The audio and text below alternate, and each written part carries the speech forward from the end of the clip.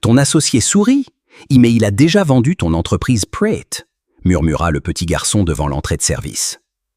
Antoine Mercier avait créé Mercier Obsèques après la mort de son père.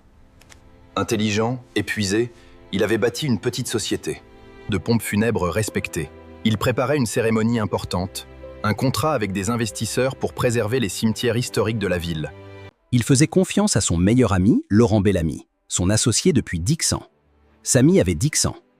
Livreur de repas. De nuit, il connaissait chaque coin derrière l'église et chaque entrée de service. Observateur, silencieux, il avait entendu une conversation. Riche, étrange, qui voulait la sépulture privée d'une famille célèbre. Samy a vu des enveloppes, entendu des promesses d'argent. Il n'aimait pas ce regard, il avait peur. Antoine ne le crut pas. Ses enfants inventent n'importe quoi pour obtenir un billettis, dit Laurent devant le conseil. Antoine, fatigué, hésita.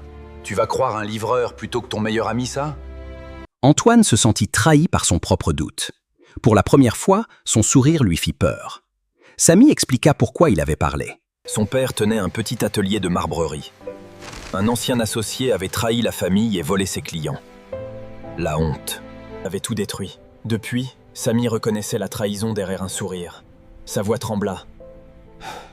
Je l'ai vu prendre une photo. De la planche d'inhumation, monsieur. Ils ont parlé de l'un milliardaire qui paye pour la tombe. Cad. Antoine ne confronta pas Laurent immédiatement. Ce soir-là, il ne dormit pas. Il contacta Clara, sa directrice technique, et Maître Delorme, son avocat. Ils vérifièrent les accès. Au dossier funéraire, les réservations, les transferts bancaires et les logs de l'entreprise. Pas de hacking, juste des preuves administratives rares. Un dossier de cession signé illégalement, un transfert discret vers un compte offshore, une réservation d'hôtel où Laurent avait rencontré l'acheteur. Chers auditeurs, si vous appréciez cette histoire, n'hésitez pas à laisser un j'aime et surtout à vous abonner à la chaîne. Cela nous aide beaucoup. Maintenant, poursuivons. La preuve la plus nette vint d'un enregistrement légal. Laurent avait rencontré un certain M. Desrosiers. Un milliardaire connu pour ses goûts étranges. Les reçus montraient le versement. Les documents officiels, falsifiés, donnaient la parcelle familiale. À cet homme. Antoine sentit quelque chose se briser en lui. La trahison n'avait pas crié. Elle avait souri. Antoine monta un piège. Avec Clara, ils créèrent un dossier factice.